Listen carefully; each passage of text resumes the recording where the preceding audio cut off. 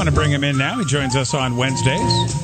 Our good friend, Dr. Joe Congeni, Sports Medicine Center at Akron Children's Hospital, joining us this morning. Joe, thanks for joining us this morning. I know you really wanted to touch on the Kevin Love story that came out last week.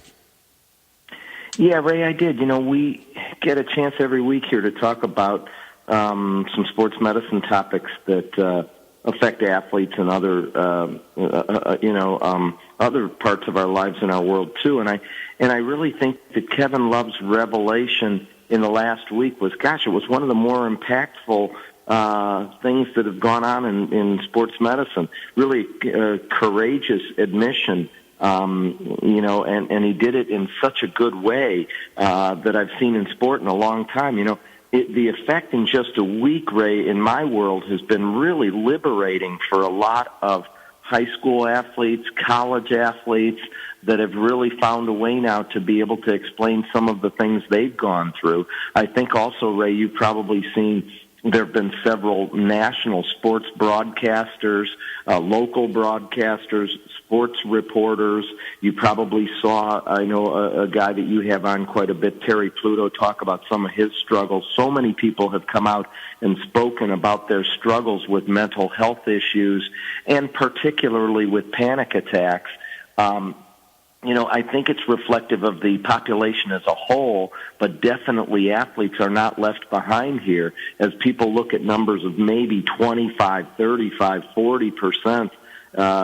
People are just kind of guessing at the numbers of athletes that have these and have been kind of holding on to some of these things quietly and living with them. And they really have an effect on sport and sports medicine.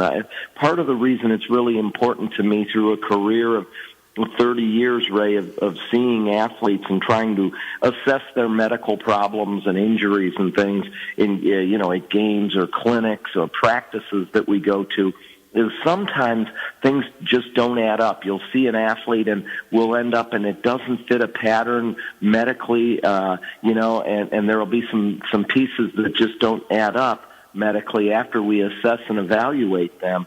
And in my experience, really there's been three things that a lot of times are the reason. And one of those is sometimes people are dealing with some of these mental health issues and nobody knows about it. We don't know about it on the sports medicine team, and it really leaves us with kind of a huge missing piece as we try to assess what's going on with them.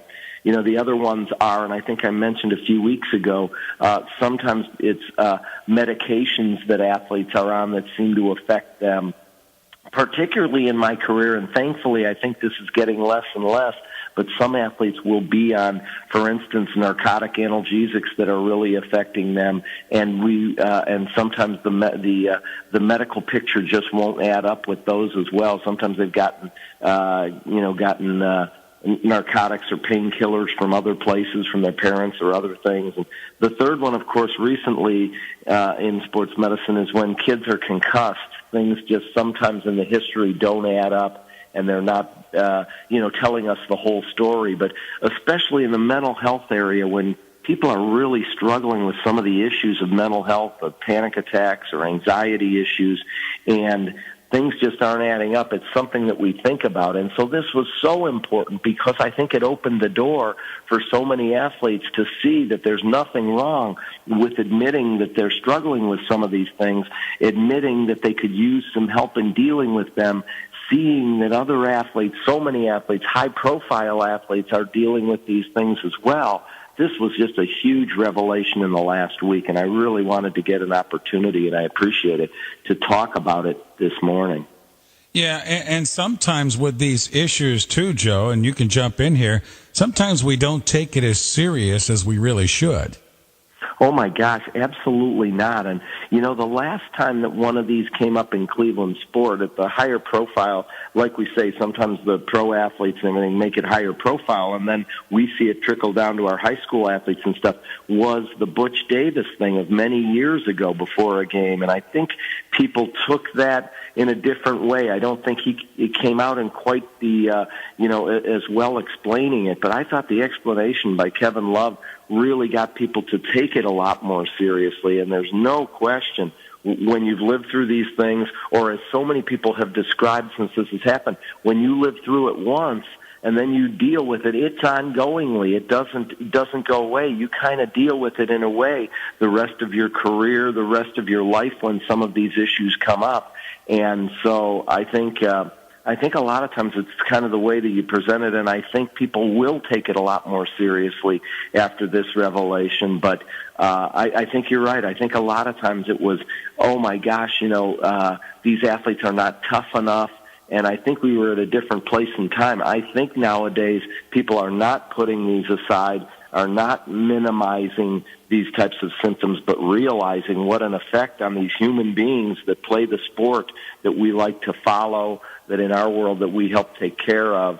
I think it just shows the human side of these athletes even more.